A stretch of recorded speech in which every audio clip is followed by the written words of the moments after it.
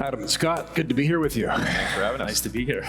I recall sitting with you both in Scottsdale last fall, and you used the walk-up song Red Barchetta from Rush, and it was to angle towards convertible securities. Sure. So now Hockey Night in Canada, I suppose that's about Edmonton, Winnipeg, and Toronto being in the second round. Well, we were at the game last night. It's the first time I've ever been to a Leafs game, so that was awesome. Played a lot of hockey as a kid, and we had the opportunity to pick a song. I was like, well, playoff time, I love playoff time. I played a lot of hockey. Never had that song play with my face or my name around, so let's do it. Glad you had a good time, and coming up from Boston, that means a lot that you came to see our Leafs play. Yeah, I will apologize. We'll leave it there. Apologize for standing up when Marchand scored last night. Moving right along to the Tactical High Income Fund. We should celebrate the fact that actually at the end of this month, as Lauren was saying, you hit 10 years last year. You're 11 years old this year with Tactical High Income. The performance has been wonderful. The Lipper Awards, which are risk-adjusted awards, are a wonderful accolade for you and the team.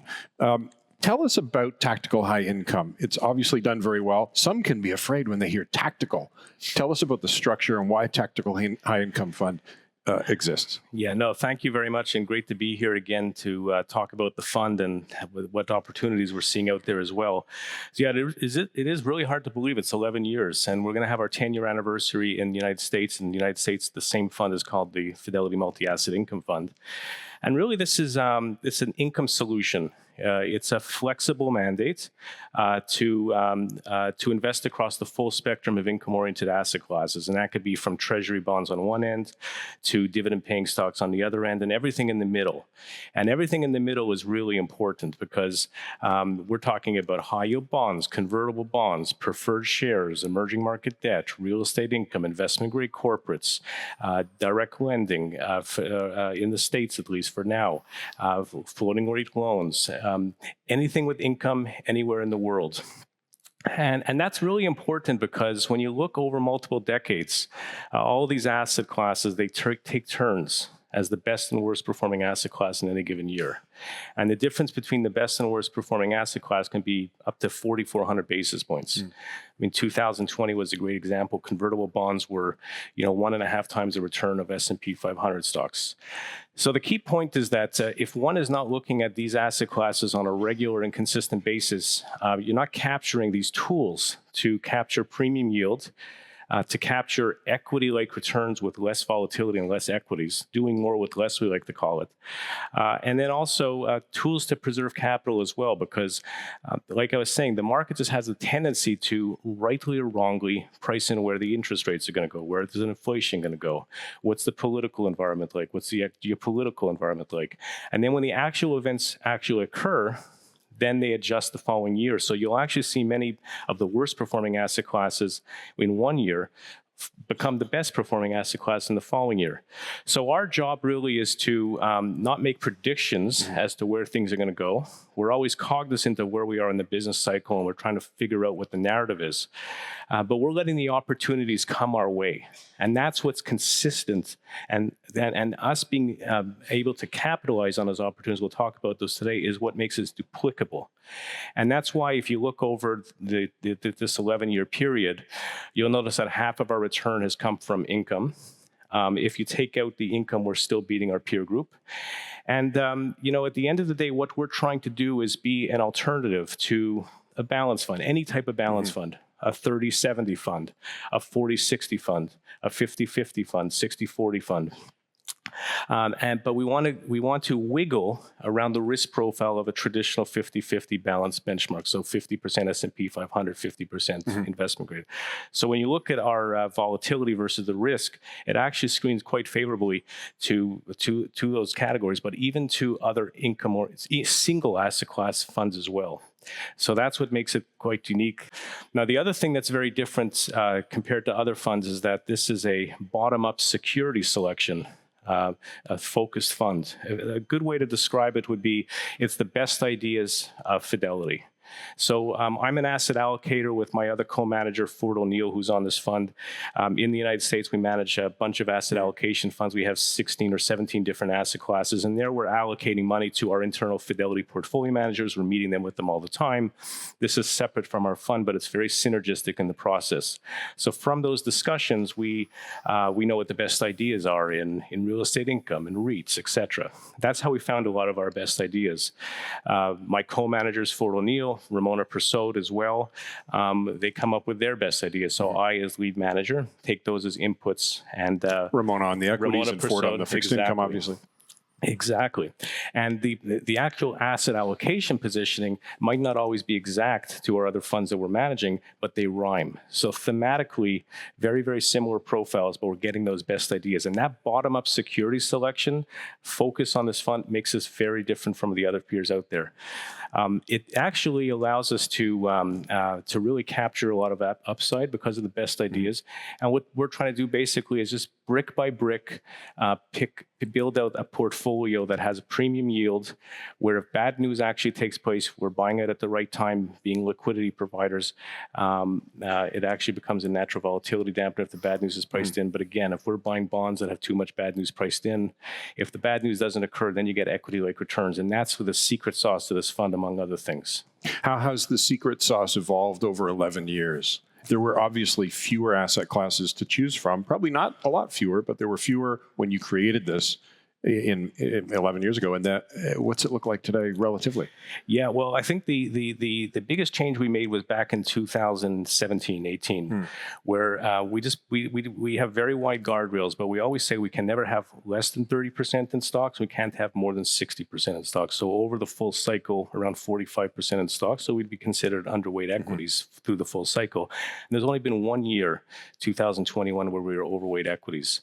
We want to give a premium yield. So we actually have yield targets. Our minimum yield is we want to give something greater than what you'd get in the BBB investment grade bond market in the States, but we're aiming for hundreds of basis points more than a traditional balanced fund. In fact, after this recent sell-off, we could say that our yield is probably the highest it's been in quite some time.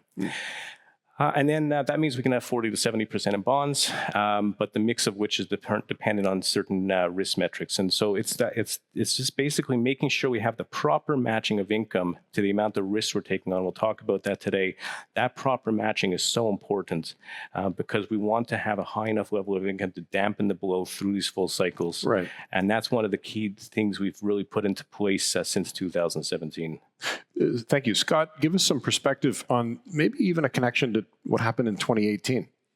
Yeah, sure. So, when we look at the strategy and, the numbers have been fantastic over time, one of the things we always say is, we like to mop up the floor, step into the fire when we're seeing these sell-offs. So, when we were back in, 2017, 2018, 2019 period, we had a situation, particularly towards the end of 2018, where we saw credit markets start to sell off. We saw the equity markets get a little bit nervous. And that time was about the first round of tariffs. It was also about interest rate policy moving in the other direction, moving higher.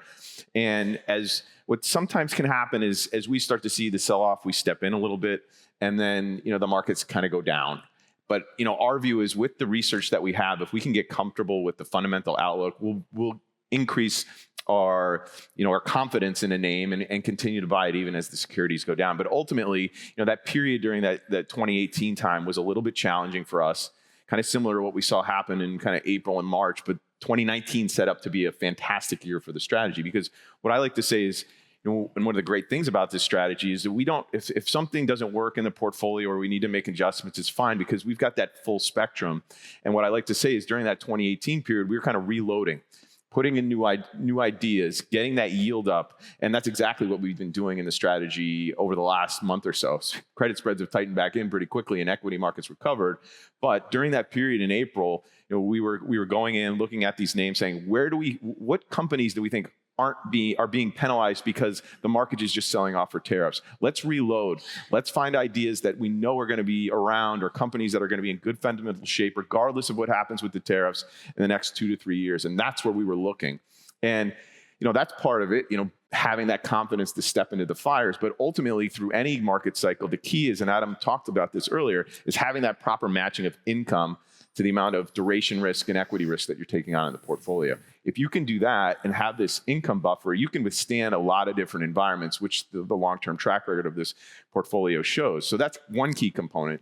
Another key component too is we want to wiggle, as Adam said, around that 50-50 index. So if you think about our portfolio construction process, we've got that proper matching of income to duration risk and equity risk. That's what we call our scenario analysis. Then we have our portfolio turnover and beta target, tracking error and beta targets. And those need to be within certain ranges. We have bands that allow us to get more aggressive or more defensive depending on what we're seeing. But ultimately, being within those bands, having that proper matching, and then also having some limitations on what the stock part of the portfolio can only be 30 to 60% stocks, vice versa on bonds. We have limits on duration and the maximum underweights. All of these things create a scenario where we have flexibility to give you that great risk return profile, but also make sure that investors know we're going to give you that balanced fund experience. So that's how it all kind of comes together. And when we get into these periods of dislocation, that's when we get excited. We'd often look at, we've got a table of asset class returns. And when you look at all the income asset classes that Adam listed, with the exception of 2022, and this is going back 20 years plus, there's always a positive return out there in the market. So that's what gets us excited. When you see these bouts of volatility, we hate losing money, but we know that we can reload with these good ideas given the research team and where we sit in Fidelity. You used a good word of looking at dislocation, but you also said we're going to step into the fire. And that could be a scary thought, but it's where opportunity exists. Peter Lynch was just quoted recently. He said something along the lines of, most damage to people's portfolio is done as they're worried about something versus during a problem in the marketplace. You and your team are able to look at opportunity that's presented by really irrational investing. That's a wonderful position to be in, and it's reality for you. And that makes sense, though. Yeah, it really does. I mean, one example, we'll get into some of the positions, but I think this really kind of exemplifies what we do in this portfolio. One of our biggest positions in the portfolio is a company called Bass Pro Shops. So a lot of people probably know Bass Pro, and Cabela's the hunting and fishing store. So when what we were seeing happen during that period of time in April, these loans, these are leverage loans, so they're collateralized to the business. So we have first claim on the assets if something ever really went wrong. But that's not why we own it. We own it because we love the company. When we looked at it today, a couple weeks ago, more than 50% of their stuff is being built and made in the U.S. So not a lot of tariff exposure. Then the other things that maybe are built and made in other areas that might have been impacted by the tariffs, those have really high margins. So we could even see them cut into their margins to keep demand going, and it really wouldn't have a huge impact on their free cash flow. And it's debt investors. We just need to worry about getting our money back, which is a little bit different than the equity market. So if we feel comfortable that we're going to get our money back and these loans trade down, that's a great opportunity. And now how do we handicap, okay, how far could they go down? Well, we did a quick analysis, and you have to be quick in these markets because we've seen things really dislocate and then relocate back to where they were. What we looked at was, okay, what happened to this company? It's a retail business. What happened to it during the pandemic? These loans went from par down to 80. Now, what we saw happen in April was that these loans went down to 90, like in the low 90s. So you're halfway there to like a full out panic with stores closing and the world ending and that sort of thing. So what we thought was, okay, if we're getting these loans at 90 cents on the dollar, let's say, the yield now on these loans at that period of time was around 10%. That means, okay, well, if we do get the worst case scenario and we go back down to 80, if we hold that full year and get that 8 or 10% kind of coupon, we're still doing okay. Right? Maybe we lose a little bit of money, but we're not going down dramatically. And I would argue if we got to that scenario, right, where the loans are going down to 80, the stock market would be going a little bit haywire. So that makes us really comfortable stepping in. If we have the confidence in the company, the business model, look at these historical valuations and can make that assessment to say, okay, this doesn't make sense. This company's going to be around. Let's buy these loans below par, and then we can get that nice yield plus the capital appreciation as things recover. And that's kind of what's happened over the last couple of weeks. Yeah, and that's how we think about every security brick by brick in the portfolio. Piece by piece. Keeping it simple. Does the math work? And looking through many cycles, I've been at Fidelity in the high income alternatives group for 25 years as starting out as a credit analyst. Mm-hmm. And when the math works, the math that Scott was talking about, It really, if we have that bottom-up fundamental research over a 12 to 36-month period, we know the management team, we know the credit agreement, the market tends to misprice risk, and then you get paid to wait.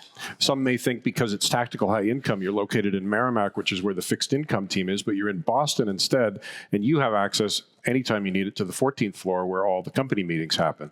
And because you're looking at it brick by brick, as you said, and all areas of the capital structure, you're privy to meetings that are questioning companies from all angles. It must be very, very interesting.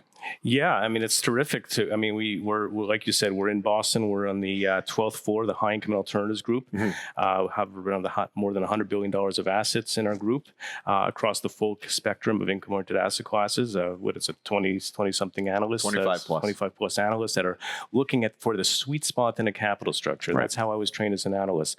If there's a bond, what's your opinion on the bond? If there's a preferred, what's your opinion on the preferred? Equity, the secured loan that Scott was talking about. And so it's a really unique analysis, but we also have access to all the equity research as well, which is just with skipping a hop away. I'm speaking with our emerging market debt team in our group, our real estate team. We have our international teams. There's so many companies coming in-house.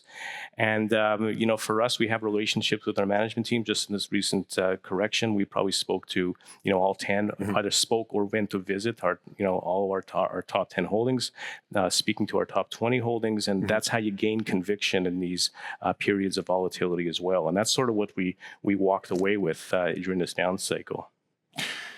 As a Canadian, although you live in Boston, you also have a conviction in Canadian equities, and you're at about 13%. Could you talk about that? Yeah. So this fund is managed always U.S. dollar to U.S. dollar. So when we go outside of the U.S. dollar, we consider that currency risk, and that sort of eats away at our risk budget. But I like to step into currencies when there's an episodic opportunity. Okay. So Canadian dollar was pretty low in November. And then, comparing some of the utility companies, the unregulated utility companies in Alberta, for example, to the unregulated utility companies in Texas, there was a big valuation discount. So that's one good example. And, this is where we have our analysts. We have a great analyst in our high income and alternatives group that made some really great calls on these unregulated utilities that eventually signed data center deals in the U.S. And we said, hey, why don't we take a look at these companies? And that's where we actually found some interesting opportunities. And also there's a lot of negativity with regards to the Canadian dollar now, for good reason. There's not a lot of visibility, but now with the election over, maybe some of that visibility comes back. So it made a lot of sense if you could buy a bottom-up security selection story at a discount where there's a catalyst, fundamental reason to own it, and then you also have some currency opportunity as well. So, and then we started to look at some other areas as well, and probably like you said, around 13% of the fund in Canada. And it's not only equities. I mean, many of these top ideas start off by looking at the bond. I mean, we've had a bunch of Canadian companies in the energy space and the infrastructure space that have issued U.S. dollar bonds. We've looked at it in our group, and we say, oh, let's take a look at the equity. This isn't a bad idea. So that's one area that we hold, and you'll see in our top 10 holdings, we own a couple of the Alberta utilities, which I consider to be very deep value at this point, with catalysts, if we ever did see some visibility with regards to that market and data center deals down the road. In many cases, we'll own the stock that pays a really sustainable and growing dividend. Right. We might have the fixed to floating preferred, which is high single-digit coupons, callable, short-dated, good risk-reward where the math works as well. We might actually have the bond that's either investment grade or sub-investment grade. So that's sort of how we put together this brick-by-brick portfolio. Oil tanker stocks. Yeah, great. Yeah, that's an area that it's been near and dear to me since I started at Fidelity 25 years ago as an analyst. And I guess you could say once an oil tanker analyst, always an oil tanker investor. But one of the things, and I think it goes back to, I think the big theme that I was finding in Canada as well, it applies to the energy space, the midstream energy space in Canada and the U.S., and I would consider the oil tankers to be floating pipelines, basically. Is that the market, especially in this latest downturn, and it's been there for a while, the market has a tendency to remember what companies used to be like.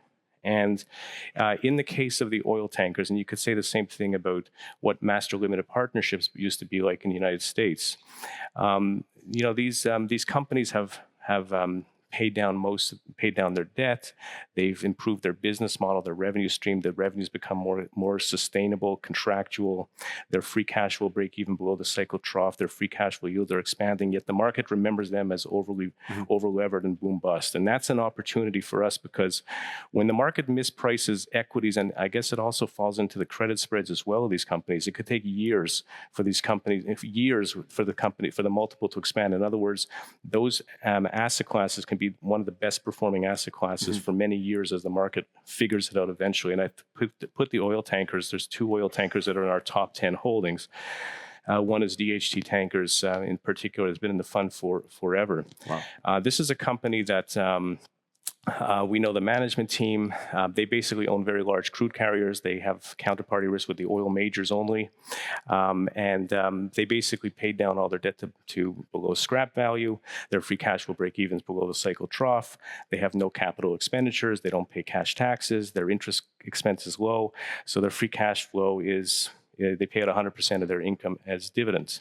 And OPEC increasing production would be a key driver. That's been happening, so that's a good thing.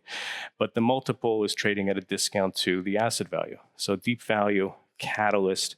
And the other thing is that they've been very good geopolitical hedges. So when things go awry in the world, ships have to travel longer periods of time. That helps the supply demand environment. And they usually have been a very good ballast in the fund.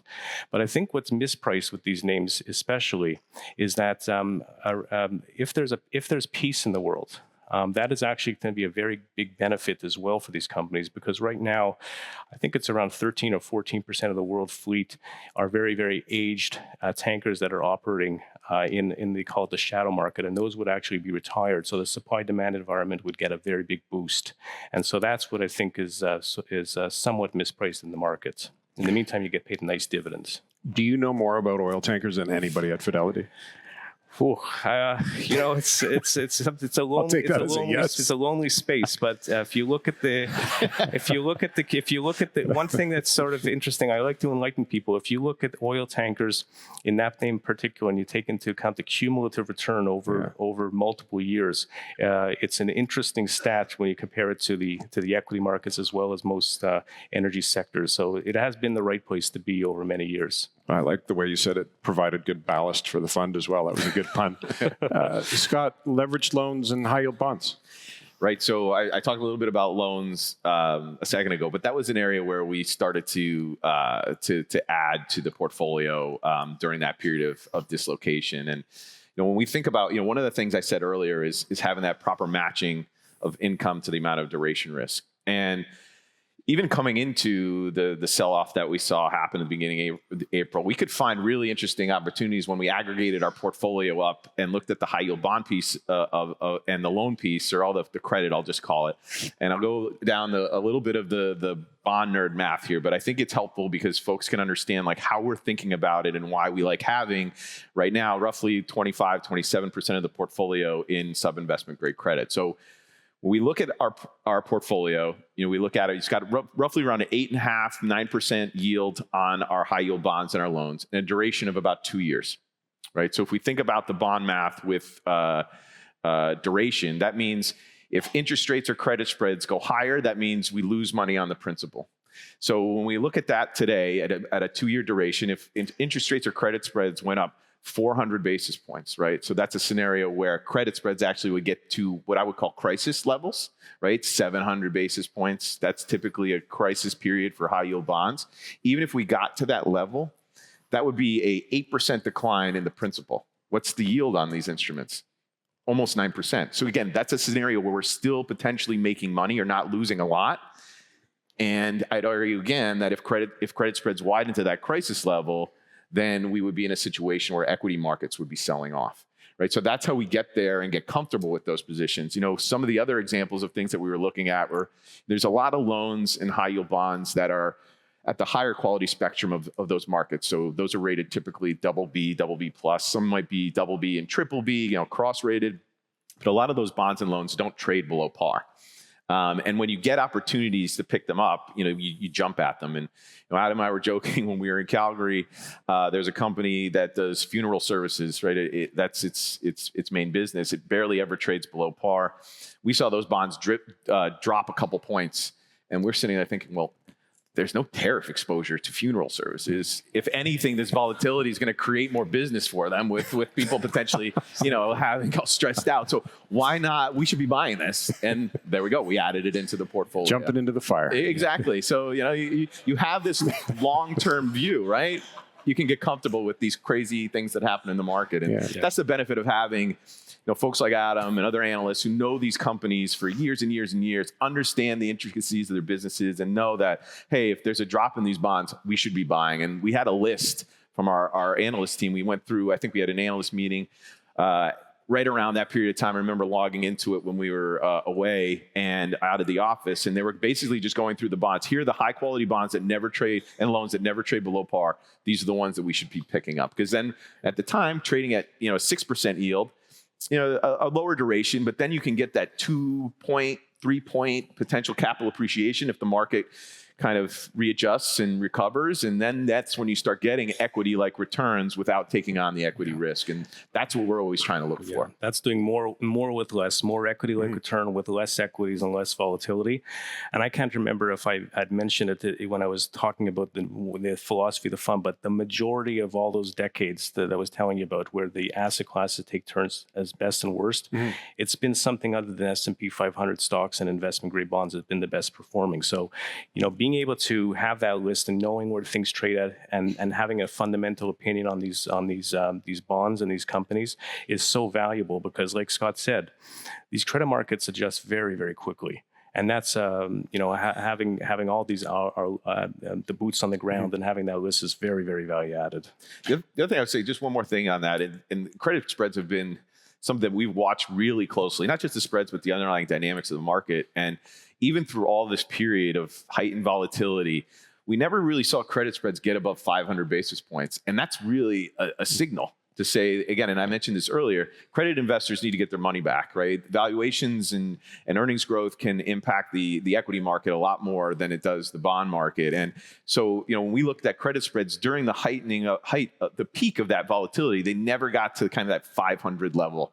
And, that made us feel maybe a little bit more comfortable saying, okay, if the credit markets aren't seeing this risk, maybe there's something that we should be looking at there, but also maybe taking that lens and thinking about that as we look at some of these equities too.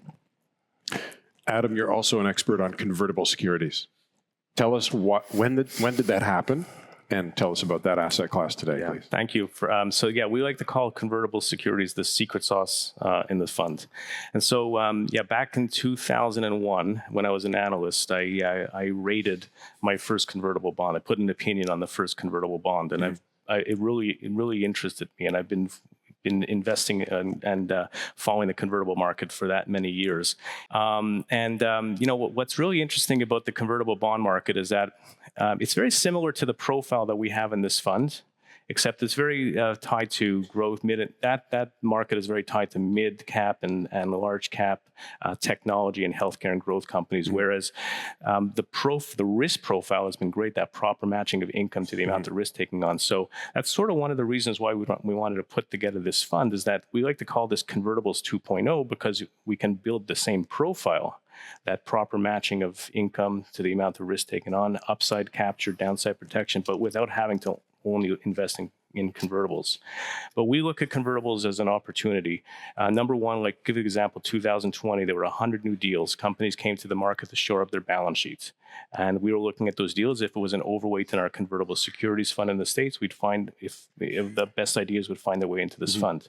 But then also in 2022, when duration was selling off and technology was selling off, a lot of these technology companies and convertibles, they actually sold off and became busted. And so we saw those as opportunities to get equity-like return by buying something at a discount. And if it gets taken over, you get taken out at 100 cents on the dollar. So more of a bond-like approach. And that's sort of how we came about it. And I would say the convertible bond market is very interesting because it's the only fixed income asset class where you can double, triple, quintuple, even 10 times your money, as was the case with NVIDIA and Tesla, which actually started out as a convertible bond. So it's a very unique fixed income asset class. MicroStrategy comes to mind. Yeah, so MicroStrategy, which is now called Strategy, an interesting factoid for everybody. I was just looking at the numbers today. So in that market, and the convertible bond market, MicroStrategy is the largest issuer right now, 5% of the weight. Close to 5% of the weight. And but when you look at the equity sensitivity of that market, which is around 43%, they represent 20% of the daily moves in the convertible market now, because of how they have seven securities and they're in the money. And for anybody who doesn't know, they trade at a premium to their asset value, but all they do is basically issue equity, convertibles, and preferreds in a very responsible manner, and they buy Bitcoin with it. So every time they do so, it's accretive. It adds to their Bitcoin per share. And so that they're in our holdings. They're in our fund, and it's been in the fund for quite some time. We started to invest in that company back in 2020, and it's an interesting exposure too, because it's basically tied to Bitcoin. But it's not only the convertible bond; they also have a convertible preferred, which pays 8%. They have a straight preferred at 10%. And this is a great example of a company that's new. It's a new business model. It's a very, very loan to value. So going back to like that Bass Pro Shops, it's not secured. But when you look at the amount of debt they have relative to the Bitcoin value, you're over collateralized. So the market still has to adjust to that. But that's where the opportunity is, because it's paying very, very attractive yields, and there could be some spread tightening down the road too. So that's another example of where we can get more with less through a preferred of strategy as well. You must have a big legal team that you work with as well, because of all the covenants behind these assets. We do. We have, first of all our analysts go through the indentures. I did that myself. I'm also an accountant by trade in Canada, but we also have a very big legal team. And maybe Scott, you want to talk about Sure. that? So within our group, we've got the analysts, we've got the portfolio managers, but we also have a team called Special Situations. And we've got two gentlemen that have been there really at Fidelity and working for Fidelity a really long time in that world of, when there's an indenture that needs to be looked at, whether that's in a stress situation or a normalized situation, they can go through and help our analysts understand, okay, where can the rug get pulled out from us? And, more recently, we've actually added to that team. So that team is now 3 individuals. So, we can focus on the areas where there are special situations, and we put one into the portfolio not that long ago where there was a merger between 2 companies, a high yield bond called EchoStar. But then if there's a situation where an analyst says, okay, I'm reading through this indenture, I've got questions about X, Y, and Z, we can have one of those folks come right in, same day, look through it, and allow us to get comfortable with making a decision or not making a decision. And then also, if we do get into a market environment where companies get really stressed and there potentially is a restructuring, they will come in and lead the way and lead us through that process. Obviously we're trying to avoid those situations in our portfolio, but other parts of our group may be involved, and that can create an opportunity for us to take part in whether it's the rescue financing or the providing liquidity is one of the things we always talk about doing. So it gives us this other lens of not just looking at the primary market when the bonds are issued, not just the secondary market when they're trading, but also during these stress periods where there's not as much information flow, your understanding of these companies really makes a difference, and that's where they can come into play too. So there's really, another kind of layer to put into it from a security selection perspective. Well, that analysis ties into this question that came in from the audience, which is, can you comment on downside protection in convertibles? Yeah, and that's one of the great things about convertibles, because it's actually a legal obligation of the company. They are obligated to pay you back at 100 cents on a dollar.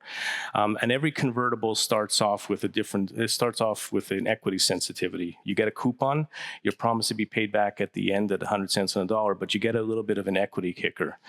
So as the stock moves up, you start moving from, with 50% of the stock, then it becomes 60, 70, 80, until eventually you trade with the stock. And that's why what happened with NVIDIA and Tesla, I was saying the 10 and 11 baggers. But if a company actually, the stock goes down, you start going down less with the stock, less and less with the stock. And then eventually you hit something called the bond floor. So there's very good downside protection. And historically in this industry, the convertible industry, there are very, very few insolvencies, because most companies that come to the market don't have access access to the debt market, and they only have cash, and they have equity, and they have a convertible. So there really is never a trigger for bankruptcy. They're growth companies. So the downside protection is usually the bond value, which if it's issued at 100 cents on a dollar, it might go to 75 or 80 cents on a dollar, but you get the unlimited upside. Scott, collateralized loan obligations. I have to say that slowly. CLOs, some may feel that they're quite niche, but they're about $1.2 trillion now in size. Could you talk about those, please? Sure. So CLOs are a subsegment of the leverage loan market. They're actually CLOs as a structure. It's a structured credit vehicle that buys a pool of loans and issues debt on the other side.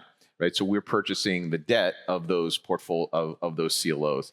And a lot of people might get scared because they hear that concept and they think back to the GFC with mortgages, collateralized mortgage obligations, and it's true. Those did create an issue for the financial system back in 2007, 2008.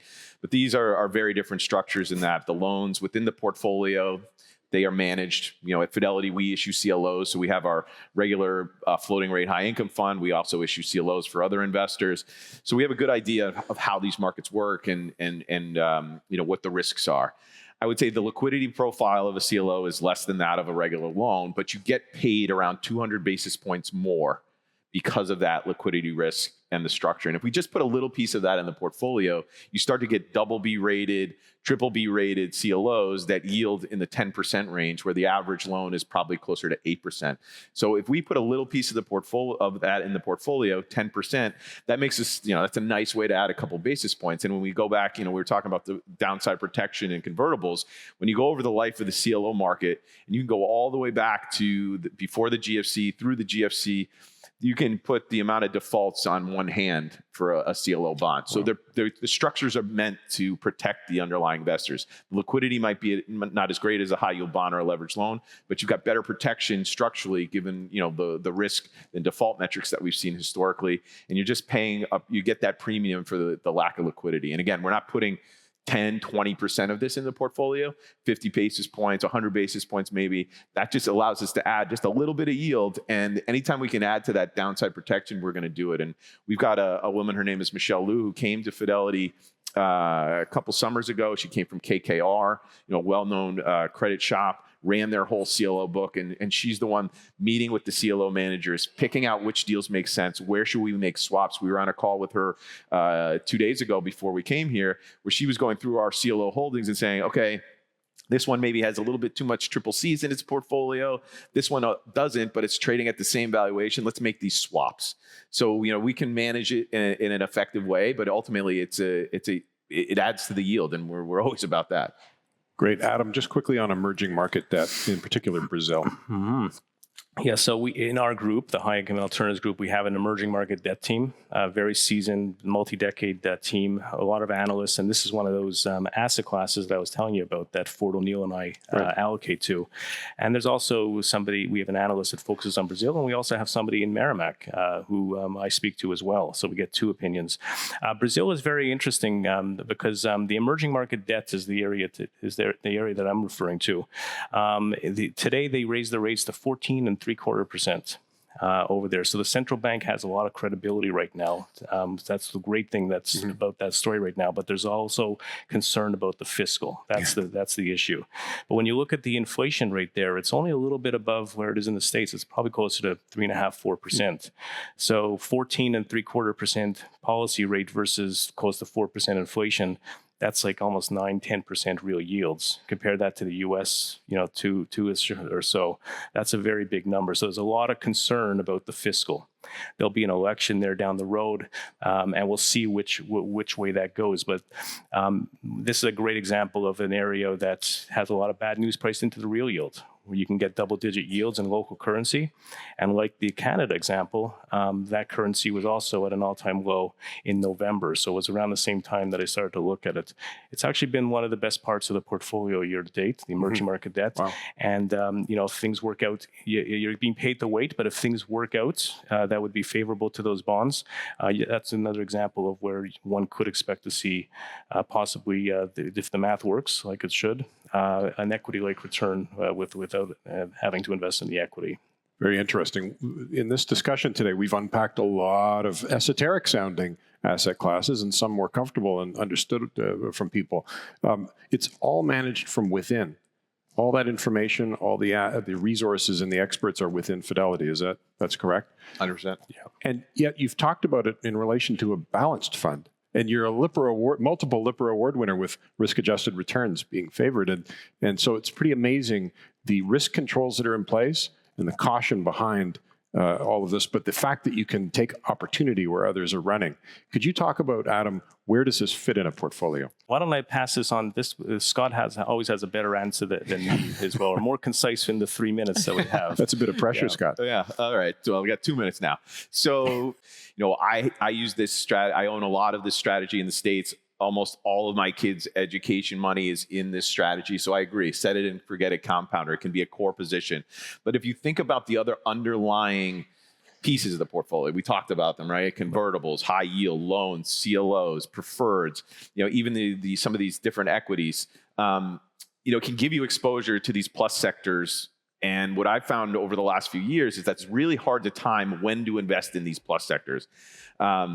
And with what we've seen, the interjection of the Fed, central banks generally, governments, and the access to information that the markets have, this time to find an asset class that looks mispriced and then go and invest in it, that time to do that is getting smaller and smaller and smaller. And this strategy allows you to do that. So what I often say is that if you don't know when to allocate to high yield or loans, use this. This will be your plus sector. And if we look at the risk reward of this strategy over time, it plots very similar to the high yield bond market, which is probably the biggest plus sector that most people know. So core position, or you can use it as a replication for, core plus exposure in your portfolio. Scott, Adam, thank you very much. Thank you. Thanks for listening to the FidelityConnects podcast. Now, if you haven't done so already, please subscribe to FidelityConnects on your podcast platform of choice. And if you like what you're hearing, leave a review or a 5-star rating. Fidelity mutual funds and ETFs are available by working with a financial advisor or through an online brokerage account. Visit fidelity.ca/how-to-buy for more information. On fidelity.ca, you can also find more information on future live webcasts. And don't forget to follow Fidelity Canada on X. The views and opinions expressed on this podcast are those of the participants and do not necessarily reflect those of Fidelity Investments Canada ULC or its affiliates. This podcast is for informational purposes only and should not be construed as investment, tax, or legal advice. It is not an offer to sell or buy, or an endorsement, recommendation, or sponsorship of any entity or security cited. Read a fund's prospectus before investing. Funds are not guaranteed. Their values change frequently, and past performance may not be repeated. Fees, expenses, and commissions are all associated with fund investments. Thanks for tuning in. We'll see you next time.